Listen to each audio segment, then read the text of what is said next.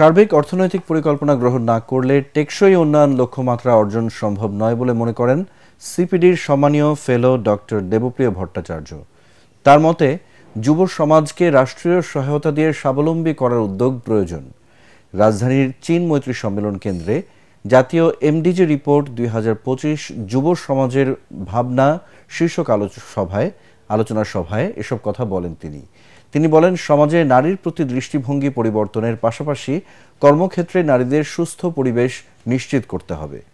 উদ্যোক্তা তৈরিতে যুব ব্যাংক গঠন করা হলে ইতিবাচক প্রভাব ফেলবে বলে মনে করেন বক্তারা। ভলেন্টারি ন্যাশনাল রিভিউ অর্থাৎ স্বপ্রণোদিত জাতীয় প্রতিবেদন, কিন্তু আমাদের সমালোচনা ছিল এটা জাতীয় প্রতিবেদন হয়নি, এটা সরকারি প্রতিবেদন হয়েছে। এইবারের পার্থক্যটা হলো এটা প্রকৃত অর্থে আমরা জাতীয় প্রতিবেদন করতে চাচ্ছি, যেখানে সরকার এবং আপনারা আমরা সকলে মিলে এবং জাতিসংঘ মিলে আমরা একটা প্রতিবেদনের দিকে যাচ্ছি। জাতি হিসেবে যে ঐক্য এবং একই সাথে অংশগ্রহণের সুযোগটি এসেছে।